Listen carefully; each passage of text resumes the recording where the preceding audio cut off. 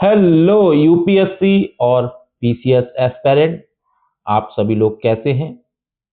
आशा करता हूं अच्छे होंगे। और आज की हमारी करंट अफेयर की क्लास में आप सभी का स्वागत है। आज करंट अफेयर में कुछ चीज़ें मैंने चेंज की हैं, कुछ और स्मार्ट अप्रोच आपके लिए लाया हूं। और वो क्या है स्मार्ट अप्रोच? एक स्मार्ट अप्रोच मैंने यह ऐड किया है, ये देखिए, यूपीएससी ट्रैप। तो ये देखिए, क्यों ऐसा क्यों किया है मैंने? देखिए, आपको मैं एमसीक्यू तो कराता ही हूँ, ठीक है। साथ ही साथ मैं सोच रहा था क्यों ना बीच बीच में, रोज ऐसी क्लासें नहीं, पर हाँ बीच बीच में ऐसी क्लासें लाना आवश्यक है जहां आप समझ सकें कि आपका पढ़ा हुआ भी क्यों गलत हो रहा है। इसको पहचानने का प्रयास करें आप लोग। क्योंकि देखिए, यूपीएससी और पीसीएस का एग्जाम इसलिए नहीं होता है कि आपके अंदर कितना ज्ञान है, कितनी नॉलेज है, वो ये चेक करने के लिए नहीं बैठा है। वो देखिए, ज्ञान नॉलेज तो बहुत लोगों के पास है। उसे ये चाहिए कि आप उस 2 घंटे में किस तरीके से अपने माइंड को संतुलित करके कार्य करते हैं। उस समय आप अपने ज्ञान को किस तरीके से अप्लाई करते हैं, और अप्लाई कैसे करेंगे? जब आपका प्रैक्टिस होगी, आपको पता होगा कि हम गलतियां कहाँ कर सकते हैं। और यही सब ट्रैप होते हैं यूपीएससी और पीसीएस के, जो मैं आज की क्लास में आपको बताऊंगा। चलिए, तो आज के करंट अफेयर की देखिए, एक चीज मैं आपको बता दूं, गलती क्या गलती, देखो 90% तो मैं चाहूंगा मैं सुधार कर लूं, जो मेरी क्लास प्रॉपर देखता है। पर देखिए, हम लोग हैं ह्यूमन, 10% तब भी चांसेस है कि गलती हो जाएगी। हड़बड़ाहट में थोड़ा सा माइंड कभी कभी कंट्रोल नहीं रहता। उस चीज की भी मैं बताऊंगा किस तरीके से इस माइंड को कंट्रोल आपको करना है, ठीक है। और चलिए, आज के करंट अफेयर की हम करते हैं शुरुआत। आज है 19 तारीख, 19 फरवरी। 19 फरवरी की ऐसी कौन सी खबरें थी जो हमारे एग्जाम के लिए बहुत महत्वपूर्ण है? तो पहली खबर है बायो ई 3 नीति। ये क्या है? जैव आधारित रसायन। तो क्या है? जीवाश्म ईंधन जैसे कोयला है, पेट्रोल की जगह बायोमास, पौधे अपशिष्ट का उपयोग। इन दोनों में आपको डिफरेंट पता होना चाहिए कि जीवाश्म ईंधन क्या है और बायोमास क्या है। तो जीवाश्म ईंधन का सिंपल सा फंडा, जैसे कोयला और पेट्रोल मैंने आपको इसलिए दिया है, जो लंबे समय से अ, बन रहे हैं, चीजें हो रही हैं पृथ्वी के अंदर। कई चीजें ऐसी थी जो धीरे धीरे धीरे उनका हम यूज कर रहे हैं, पर इनमें कार्बन अधिक होता है। बायोमास होता है जैसे कि कचरा है, या कोई अपशिष्ट चीजें हैं जैसे पौधे हैं, और जैसे आपको पता होना चाहिए मक्का है, गेहूं है, उनके उनसे बायोमास मतलब उनसे ईंधन तैयार करना। यूपीएससी की ट्रैप क्या है? एग्जामिनर कहेगा कि ये सिर्फ पौधे से बनते हैं। ये देखो, एग्जामिनर कहेगा कि ये सिर्फ पौधों से बनते हैं, ठीक है। सच, ये समुद्री स्रोत जैसे शैवाल से भी बनते हैं। आप इस चीज का याद रखिएगा। सिर्फ ये पौधे और अपशिष्ट से ही नहीं बनते, ये समुद्री स्रोत जो होते हैं, शैवाल, एल्गी। अब आपको पता होना चाहिए शैवाल क्या है, ये सब आपको पता है, इसलिए होना चाहिए। इसलिए मैं कहता हूं कि आप बेसिक को बहुत अच्छा रखिए। और खास तौर से देखिए, यूपीएससी हो या पीसीएस का पेपर हो, इन 3 सब्जेक्ट का बेसिक आपका अगर अच्छा होगा तो आप पेपर पर 50% कमांड रखते हैं। एक तो आपकी पॉलिटी, एक आपकी जियोग्राफी, एक आपकी हिस्ट्री। इनका अगर बेसिक बहुत अच्छा है आपका ना, तो ये बात याद रखिएगा, आप 50% पेपर पे कमांड कर चुके हो। और अगर आप इन 100 दिन में ये भी नहीं कर पा रहे हो, आपको प्री 2026 देना है, तो इनका जो कोर बेसिक है ना, इन सब्जेक्ट का जो कोर बेसिक है, मेरी क्लास है 2000 एमसीक्यू की। उसमें मैंने ना सारे इनके जो कोर बेसिक है ना इन सब्जेक्ट के, वो कवर किए हैं उनकी। जैसे एमसीक्यू कराता हूँ, जैसे यहाँ कराता हूँ, फिर उसके बाद व्याख्या देता हूँ डेप्थ में, जिसमें अगर बच्चे ने नहीं भी अगर पढ़ पाया हो, और एनसीईआरटी से होता है वो बेसिक, ये बात भी पता होना चाहिए आपको। मेरी क्लास में ज़्यादातर चीज़ें एनसीईआरटी से ली जाती हैं। तो आपने देखा कि यूपीएससी का ट्रैप कहाँ पर आएगा। फिर एंजाइम का विज्ञान, ये लो टेम्परेचर एंड प्रेशर पर काम करते हैं। इस बात को बहुत अच्छे से याद रखिएगा। देखिए, एग्जाम में हाई लिखकर गलत कराया जा सकता है। इस तरीके से देखो, मैं चाहता हूँ हफ्ते में एक क्लास मैं ऐसी लाऊं जहां पे आपको बताने का प्रयास करूं कि देखो, गलती आपकी किस्मत में और गलती आपके पढ़ने में नहीं है। गलती यूपीएससी कराने के लिए आपसे बैठा है, ट्रैप लाने के लिए। उसे पता है इस 2 घंटे में माइंड किस तरीके से काम करेगा। वो आपकी पे ना साइकोलॉजी पर खेल रहा है। जो पेपर सेट कर रहा है ना, उसमें साइकोलॉजिस्ट बैठा रहा है कि बताओ किस तरीके से उस 2 घंटे में, अगर मुझे एक स्मार्ट अधिकारी चाहिए जिले के लिए, तो उस स्मार्ट अधिकारी को इन 2 घंटे में हम कैसे निकालें। तो साइकोलॉजिस्ट बता देता है कि देखो, ये क्वेश्चन आपने ऐसे बनाया है, आप एक काम करो, यहाँ ट्रैप लगा दो, यहाँ ह्यूमन का दिमाग इन 2 पॉइंट पे नहीं जाएगा।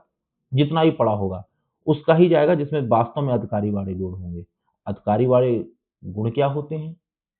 चीजों को बड़े देखो, अधिकारी क्या करता है? फाइलें आई, वो आपकी तरह एक लाइन बाय लाइन नहीं पढ़ेगा। वो क्या करेगा?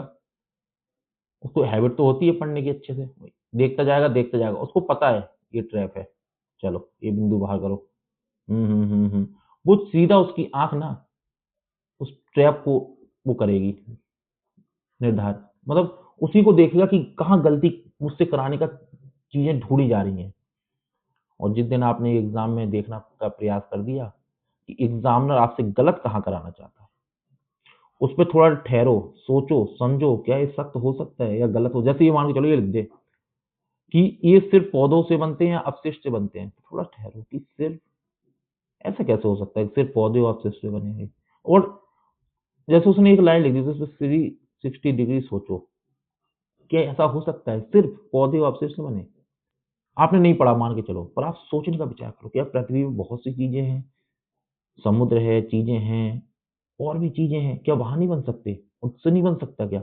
अगर इस तरीके से सोचोगे सही कर ले जाओगे, है ना। ये तो फैक्ट है, कुछ फैक्टों को आपको याद रखना होगा।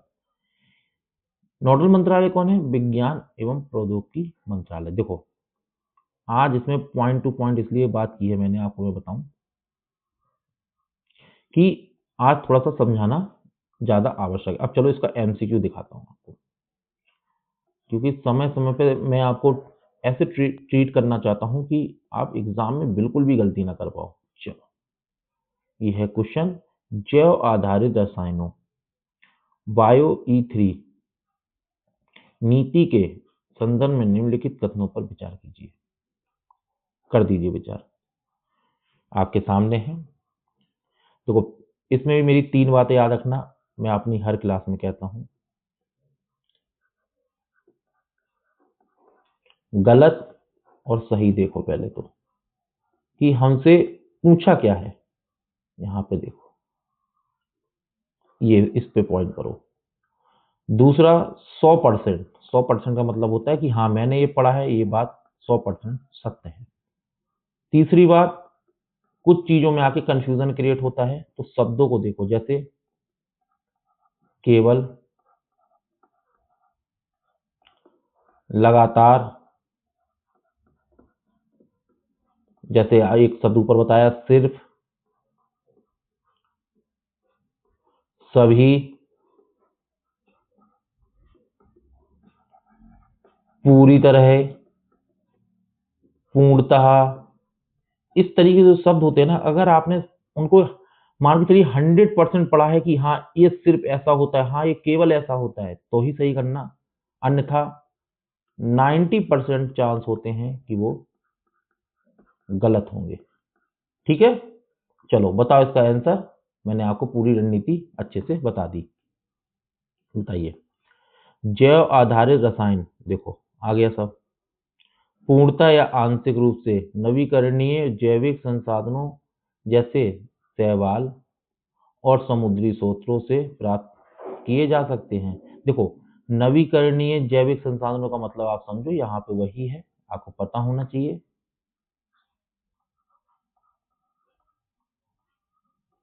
पौधे और अपशिष्ट। अब देखो, इसने यहाँ पे क्या लैंग्वेज चेंज की है कि बच्चा ये सोचे कि देखो, जिसने इसको सही तरीके से डेप्थ में नहीं पढ़ा, उसने इस शब्द का भी यूज कर दिया, पूर्णतः भी, और लास्ट में आंशिक भी लगा दिया। ठीक है, आपको बीच में एकदम माइंड, अगर आप देखो ये साइकोलॉजी का पूरा साइकोलॉजी वाली लाइन है, अगर आप सही से नहीं पढ़ोगे ना, अब थोड़ा सा डेप्थ में भी डाल दी लाइन की नवीकरणीय जैविक संसाधनों जैसे शैवाल और समुद्री स्रोतों से प्राप्त किया जा सकता है। तो ये बात सत्य है, जस्ट मैंने आपको पढ़ाया, क्योंकि पूर्णता भी है और आंशिक भी है। हाँ, किया जा सकता है आंशिक रूप से भी। ठीक है। बायो ई3 नीति का प्राथमिक उद्देश्य हाई परफॉर्मेंस बायो मैन्युफैक्चरिंग को बढ़ावा देना है, जो जैव प्रौद्योगिकी विभाग द्वारा संचालित है।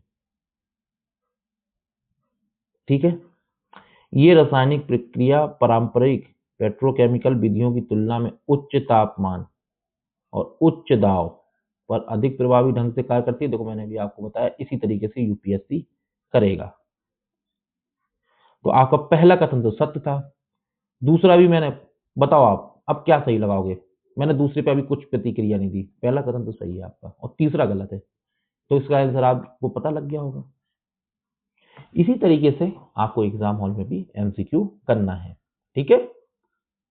मैं फिर कह रहा हूँ कि पढ़ना ज़्यादा आवश्यक नहीं होता है, ज़्यादा आवश्यक होता है कि आपकी रणनीति कैसी है, आपने किस स्मार्ट अप्रोच से पीवाईक्यू को देखा है और कितनी मेहनत उस पीवाईक्यू के जरिए की है। और मैं आपको बता दूं कि मैं 2000 सॉरी 2 मिनट 2014 से 2025 तक के यूपीएससी एंड पीसीएस, पीसीएस में आप ये रखिएगा कि ज़्यादातर मेरा जो फोकस रहता है वो यूपी, राजस्थान, मध्य प्रदेश, झारखंड, है ना, और उत्तराखंड और हरियाणा। क्यों?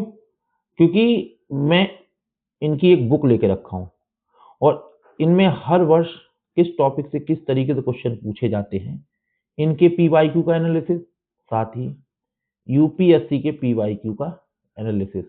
इसमें एक चीज और रखिएगा, बिहार। ठीक है।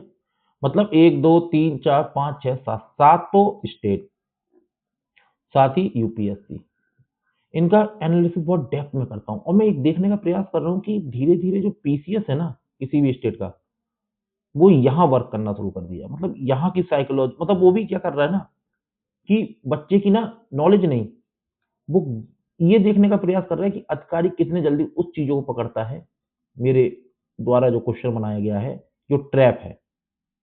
क्योंकि आजकल देखिए, आजकल क्या है ना, आप अधिकारी हो तो आजकल सबसे बड़ी बात ये हो गई, एआई आ गई है, डिजिटल फ्रॉड बहुत हो रहे हैं। तो आपके सामने चुनौती ही है कि कितने जल्दी चीज़ों को सुलझाया जाए, कितने जल्दी फ्रॉड पकड़े जाए। तो आपका दिमाग वैसे ही काम करना चाहिए, इसलिए इस तरीके से पेपर बनाए जा रहे हैं। आप समझ रहे होंगे मैं क्या समझाने का प्रयास कर रहा हूँ। अब आज की दूसरी खबर है, भारत विस्तार एआई कृषि। इसका हाल ही में जो प्रोग्राम हुआ है वो जयपुर में हुआ है, राजस्थान में, जहाँ का मैं रहने वाला हूँ।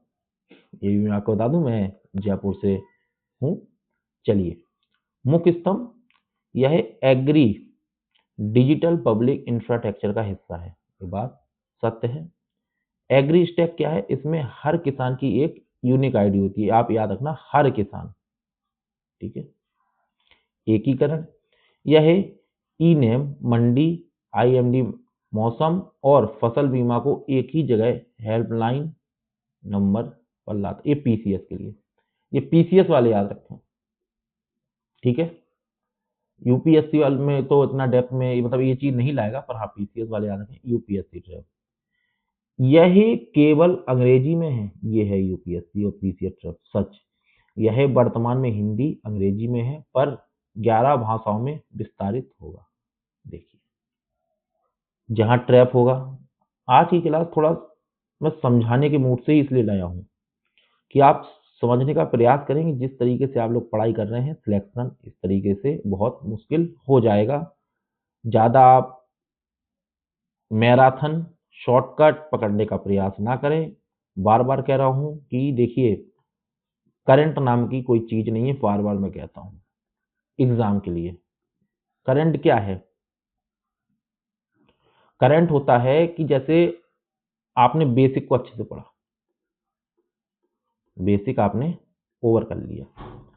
अब जो बेसिक ओवर कर लिया उसके बाद ये देखना होता है कि जैसे मान के चलिए कि मैंने पॉलिटी में जाता हूँ, फंडामेंटल राइट्स पढ़े, ठीक है, ये तो मैंने पढ़ लिया कि क्या होते हैं, किस तरीके से होता है, सब पढ़ लिया। अब फंडामेंटल राइट्स पर सुप्रीम कोर्ट का क्या जजमेंट है, आर्टिकल 21 पर, आर्टिकल 20 पर, और किस तरीके से वो आज के समय में, प्रेजेंट समय में कार्य कर रहा है फंडामेंटल राइट्स पर, ये करंट है। मतलब कहने का मतलब ये है कि अगर आपको बेसिक की अच्छी नॉलेज हो गई है तो आप करंट बहुत आसानी से समझ लेंगे। इन चीज़ों को उठा के इसमें ऐड करना होता है। अगर ये आपसे काम नहीं हो रहा है तो हिंदी माध्यम एक बात याद रखिए कि आपके लिए, आप सही प्लेटफॉर्म पे आ चुके हैं। इस प्लेटफॉर्म पे 360 डिग्री पर काम होता है। जो हमारी टीम है वो करंट प्लस बेसिक को आपके लिए मिक्स करते हैं और मिक्स करके ही करंट तैयार करते हैं, साथ ही साथ एमसीक्यू तैयार करते हैं। बताइए दूसरे का आंसर। कृषि मंत्रालय की भारत विस्तार योजना के संबंध में देखो, पहले तो देखना है हमसे पूछा क्या है, सही पूछा है। यह एक एआई आधारित परामर्श प्रणाली है जो किसानों के लिए एग्री स्टेक के डिजिटल डेटाबेस का उपयोग करती है। बात सत्य है। वर्तमान में यह केवल हिंदी और अंग्रेजी में उपलब्ध है, लेकिन भविष्य में इसे कुल 11 अनुसूचित भाषाओं में विस्तारित करने की योजना है। बात सही है। यहाँ गेम हो सकता है एग्जाम में, इस चीज को याद रखना आप लोग। यहाँ पे एग्जाम में ये बिल्कुल याद रखना, केवल इसमें है मतलब सत्य है। हेल्पलाइन नंबर 155-261 का उपयोग किसान केवल मौसम की जानकारी प्राप्त करने, नहीं, ऐसा तो नहीं है। भी क्यों नहीं है, ऊपर भी पढ़ाया है और नीचे भी व्याख्या दी है, ये देखिए। ऐसा नहीं है कि आपको बार बार इस चीज के लिए ऊपर जाना पड़ेगा कि क्यों गलत हो रहा है, तो यहाँ पे नीचे आपके व्याख्या भी है। तो आप लोग समझ रहे होंगे कि आपको किस तरीके से पढ़ाई करना है। और अगर अभी भी सही तरीके से समझ में नहीं आ रहा है, आप अपने से चीजें नहीं कर पा रहे हैं, तो मैं आपसे कहूंगा कि आप SGL से जुड़ें, शिव शक्ति ग्लोबल लर्निंग से, और अधिक लोगों को जोड़ें जिससे इस चैनल की ग्रोथ बढ़े और ये चैनल बहुत आगे जाए, और जो मेरे स्मार्ट अप्रोच हैं पढ़ाने के वो बहुत आगे तक जाएं, और एजुकेशन जितना हो सके उसे मैं फ्री कर सकूं, और मैं दूर दूर तक हिंदी माध्यम के लिए अच्छे से स्मार्ट अप्रोच से चीज़ें ला सकूं और पहुंचा सकूं। और इसमें मुझे आपके सहयोग की अभी आवश्यकता है। जितना हो सके क्लास को शेयर करिए, लोगों को जोड़िए, अधिक से अधिक लोग लाइए, और इस स्मार्ट अप्रोच को अधिक से अधिक दूरी तक पहुंचाइए। इतनी मैं आपसे उम्मीद करता हूं, अगर मैं आपके लिए मेहनत कर रहा हूं। सही और बोध स्वास्थ्य एआई। सही क्या है, मरीजों के लिए सेल्फ असेसमेंट, ठीक है। बोध क्या है, डॉक्टरों और शोधकर्ताओं के लिए डाटा हब। डायरेक्ट ही याद रख लेना। लक्ष्य क्या है, आयुष्मान भारत डिजिटल मिशन को एआई के साथ जोड़ना। अब देखिए, मैं आपको न्यूज पढ़ा देता हूं डायरेक्ट जो आपके लिए इंपॉर्टेंट है, उसके बाद सीधा हम लोग एमसीक्यू पे चलेंगे, ठीक है। क्वेश्चन नंबर 4 आपकी स्क्रीन पर, बताइए इसका आंसर। मधुमक्खी कॉरिडोर NHA स्थान राजमार्ग के किनारों और खाली NHI भूमि पर। ये देखो, यहाँ पे एग्जाम रखे करेगा, डिवाइडर पर नहीं। दूरी हर 500 मीटर से 1 किलोमीटर पर फूलों के समूह पर। क्यों, मधुमक्खियों की भोजन खोजने की क्षमता सीमित होती है। प्रजाति केवल स्थानीय पौधे जैसे नीम, पलाश, विदेशी सजावटी पौधे नहीं। यहाँ गेम खेल सकता है यूपीएससी और पीसीएस। बाकी अभी नीचे मैं आपको एमसीक्यू कराऊंगा, एमसीक्यू के जरिए आप देखिएगा। चलिए क्वेश्चन नंबर 5 आपके, वो सॉरी 5वीं न्यूज आपके सामने। मिलन अभ्यास। प्रकृति कैसा है, द्विवार्षिक है, यानी 2 साल में एक बार होता है। ये देखो, एग्जाम में एनुअल वार्षिक लिखा हो तो गलत कर देना, बता दिया हूं। भागीदारी यह कैसा है, बहुपक्षीय है। इसमें क्वाड या आसियान जैसी कोई सीमित संस्था नहीं है। कमान, भारतीय नौसेना की अंडमान और निकोबार कमान। भारत की एकमात्र त्रिसेवा कमान कौन सी है, अंडमान और निकोबार कमान। इस चीज को बहुत अच्छे से याद रखिएगा, पीसीएस वाले। चलो, 2 न्यूज पढ़ी हैं, 2 न्यूज पे एमसीक्यू कर लेते हैं, जिससे आपको पता लगे कि क्या स्मार्ट अप्रोच के साथ आपके लिए कार्य किया जा रहा है। ये लीजिए, जस्ट आपको पढ़ाया है, बताइए इसका आंसर।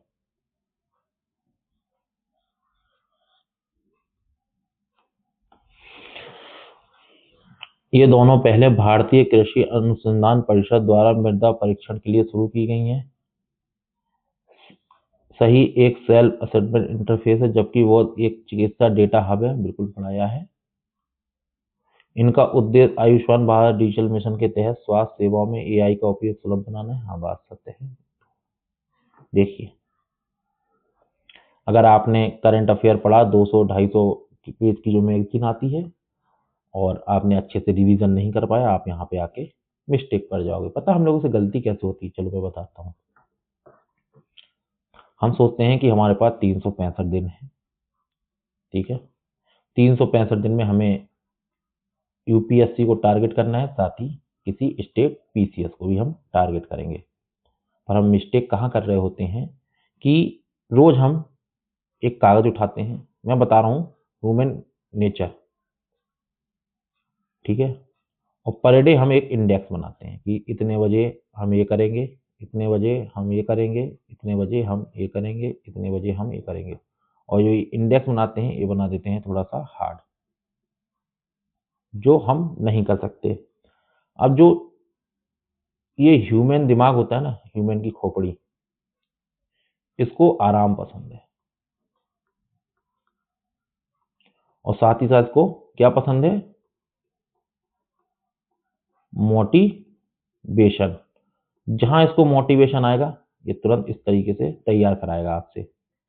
पर मैं आपको बताऊं, इसको आप 2 से 3 दिन करते हैं, 2 से 3 दिन अच्छे से किए, फिर ये इंडेक्स फेल हो गया, फिर चौथा दिन आया, फिर इस दिमाग ने नया मोटिवेशन लिया, फिर आपने नया इंडेक्स बनाया, और ये आप पूरे साल भर करते रहते हैं।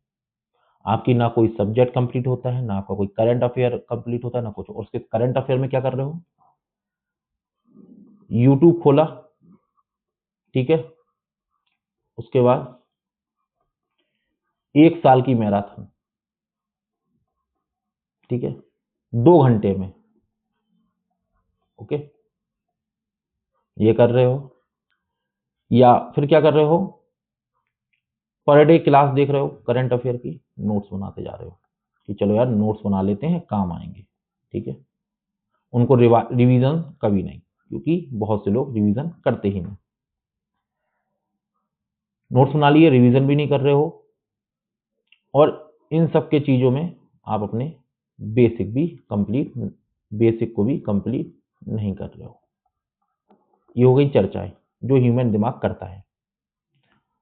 आपने इतना सब कुछ कर लिया, आप ये बताओ 365 दिन में आपके दिमाग ने कब कहा था कि हम पढ़ेंगे कम,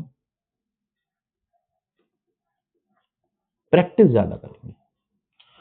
सारा गेम में मैं आपको बता रहा हूं, चाहे वो प्री हो चाहे मेंस हो, अगर आपको ऑफिसर बनना है तो आपको ये बहुत इंपॉर्टेंट चीज है, प्रैक्टिस। और मैं क्या कर रहा हूं, क्यों स्मार्ट अप्रोच से अपनी क्लास को लाया हूं, और क्यों चाहता हूं कि इस चैनल की ग्रोथ आप आगे तक बढ़ाइए। क्यों, यूट्यूब में भी लोगों को समझ में आया कि कोई टीचर ऐसा पढ़ा सकता है, ऐसी एक स्मार्ट अप्रोच ला सकता है, बिना बहकावे बच्चों को, बिना चीजों के, जिसमें बच्चे आसानी से एग्जाम को क्रॉस कर लें। और ये सब मैं बता रहा हूँ, अब मैं जितना भी चीजें वो ले जाऊँ, ये सब फ्री रहेगी, एजुकेशन फ्री होगी, सारे नोट्स, सारी चीजें। बस मुझे ऐसे बच्चे चाहिए, बहुत लगनशील हों, बहुत मेहनती हों, और धीरे धीरे इस प्रैक्टिस के साथ साथ मैं जो सरकारी नौकरी की तैयारी कर रहे हैं, यूपीएससी और पीसीएस, मैं जानता हूं कि उनके दिमाग पर बहुत लोड रहता है, धीरे धीरे मैं एक लाइव सेशन लाऊंगा। जब बहुत अधिक लोग जुड़ जाएंगे हमारे चैनल से तो एक लाइव सेशन लाया करूंगा। वो पता है कब लाया करूंगा? शाम के 5 बजे, क्योंकि आप लोग आराम से अपनी थोड़ी सी स्टडी में थोड़ा सा जो ब्रेक देते हैं, और ये मतलब 1 घंटे का रखूंगा।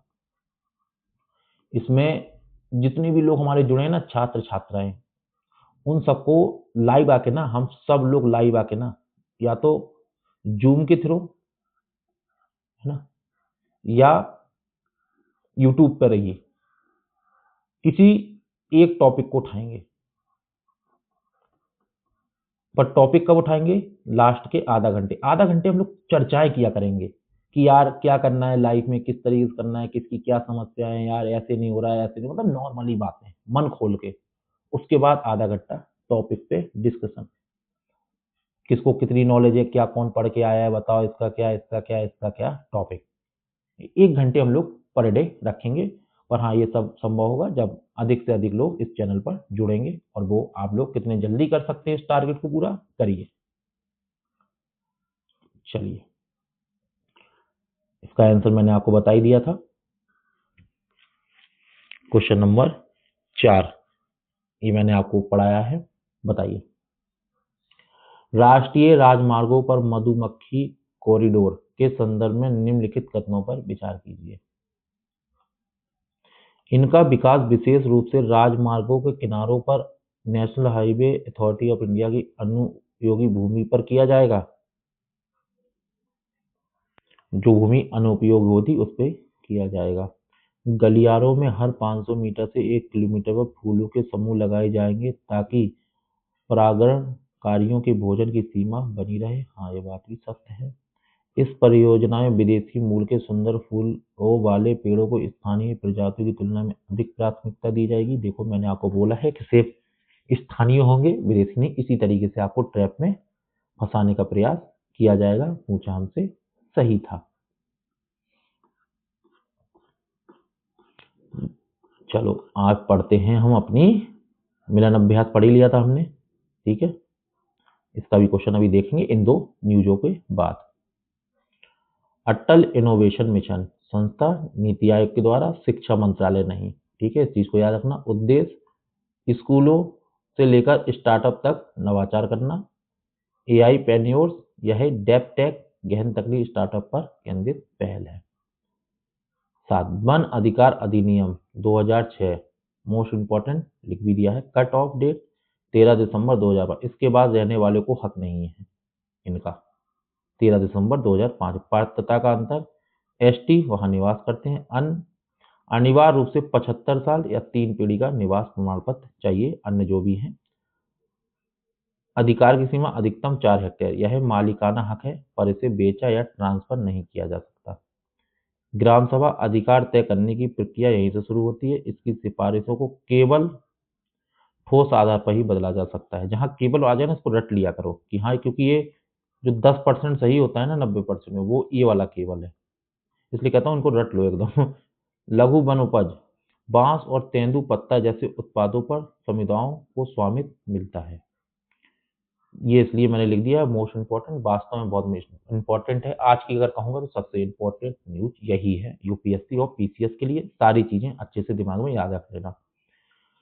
देखो, अब पढ़ाई तो करा दी मैंने, एक चीज और है, ये याद रखने की ट्रिक। अगर किसी योजना में केवल लगा हो तो 90% चांस है कि वह कथन गलत होगा, पर 10% जो सत्य होगा उन्हें आपको याद करना होगा। जैसे ये देखो, इस तरीके की कुछ चीजें होती हैं जहां आपको याद चीजें रखनी होंगी। हमेशा देखें कि मंत्रालय सही है या नहीं। जैसे एआई कृषि में कृषि मंत्रालय, बायो 3 में विज्ञान मंत्रालय। क्योंकि यूपीएससी पीसीएस क्या करते हैं, कथन बनाए, पहली लाइन थोड़ी हार्ड दे दी, बच्चा इसमें उलझा हुआ है, तुरंत ही उन्होंने क्या करा, शांति से एक मंत्रालय रख दिया गलत, और एक कथन और बना दिया। अब बच्चा हल्की सी मिस्टेक यहाँ कर गया। साइकोलॉजिस्ट चाहते हैं कि हमें कहाँ से गलती करा लेना है, अगर वो अधिकारी के गुण उसके अंदर नहीं विकसित हो रहे हैं सही से, यहाँ वो आपसे गलती करा लेगा। आपको आता हुआ जब आप घर आएंगे, आप सोचेंगे अरे वाह, आज तो पेपर अच्छा गया। जब आप मिलाने बैठेंगे, अरे ये कैसे गलत हो सकता है हमारा। फिर देखेंगे अरे इसमें तो ये मंत्रालय था, इस तरीके से गलत करा ले जाते हैं।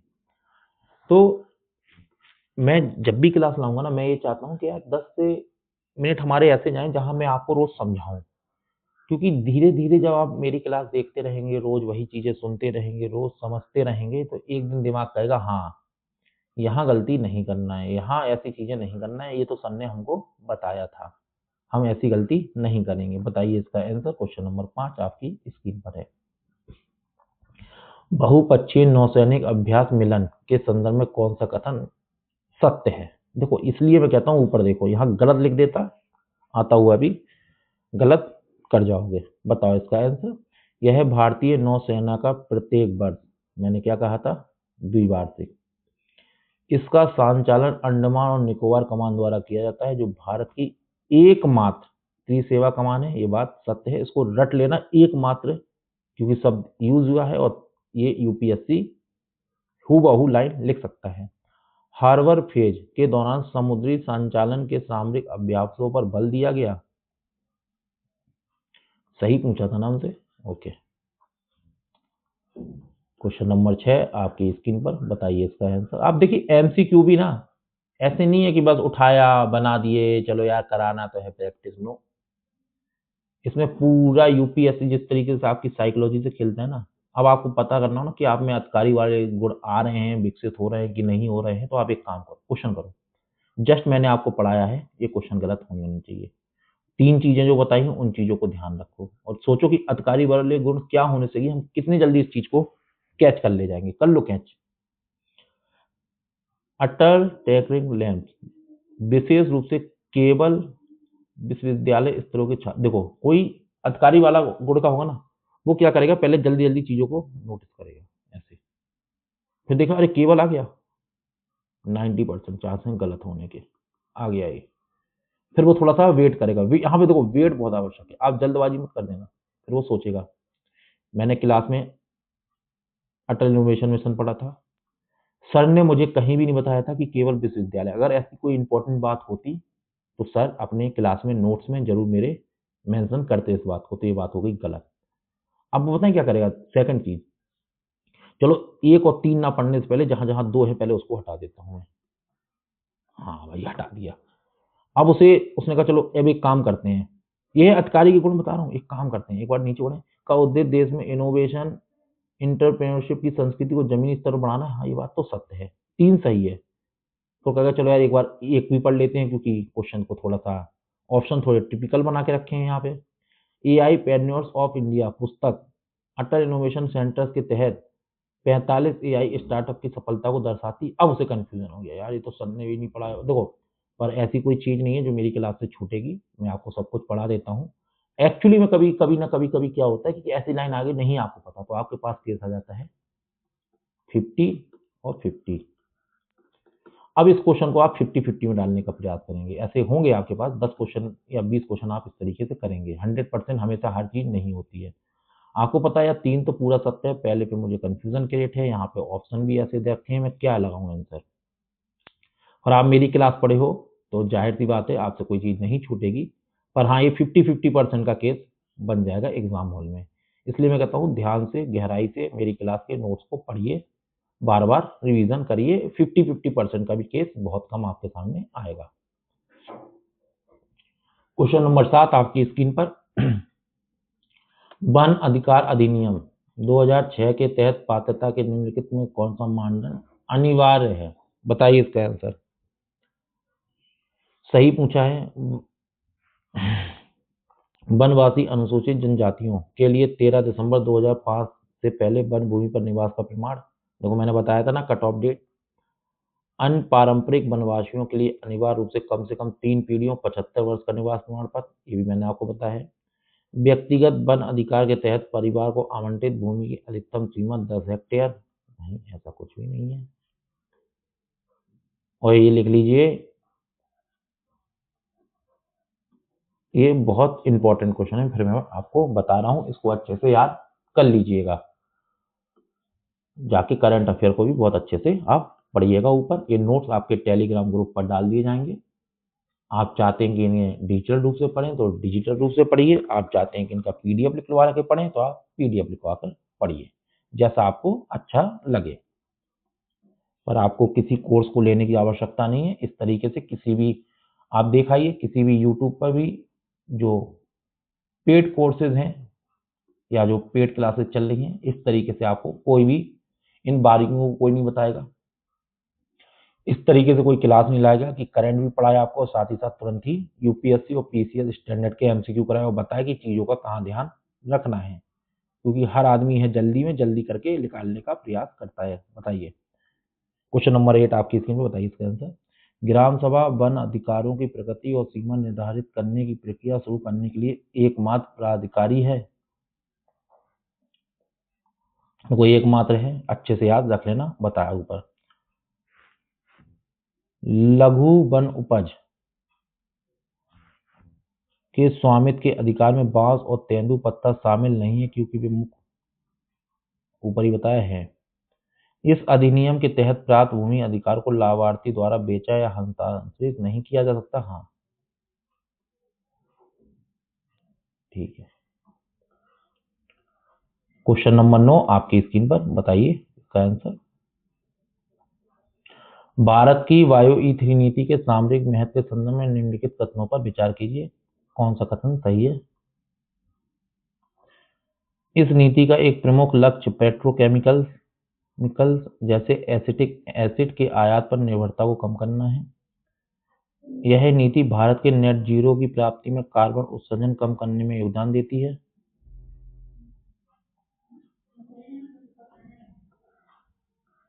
क्वेश्चन नंबर 10, भारत विस्तार के अंतर्गत किसान आईडी के बारे में देखो। यहाँ पे एक चीज जरूर देखा करो, क्या सत्य है क्या गलत हमसे पूछा है, बताओ इसका आंसर।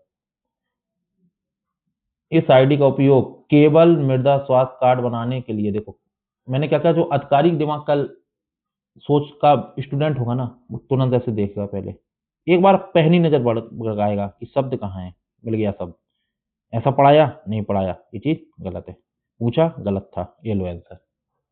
अगर आपको ये मेरी स्मार्ट अप्रोच और मेरी क्लास पसंद आती है, तो जो मैंने आपसे कहा है कि इस चैनल की रीच को आप बहुत दूर दूर तक बढ़ाएं भारत में, और इस चैनल को SGL Shiv Shakti global learning को जितना हो सके अपना सहयोग प्रदान करें। इस चैनल पर कितने स्मार्ट अप्रोच से चीजें पढ़ाई जाएंगी, कितनी आसानी से आप खुद देखेंगे, और हिंदी माध्यम के लिए विशेष तौर से ये चैनल तैयार किया गया है। आपको अगर क्लास पसंद आई है तो इसको लाइक करिएगा, कमेंट करिएगा, अधिक से अधिक लोगों के पास शेयर करिएगा। धन्यवाद। इसकी PDF टेलीग्राम ग्रुप पर डाल दी जाएगी, आप लोग वहां जुड़ जाइए।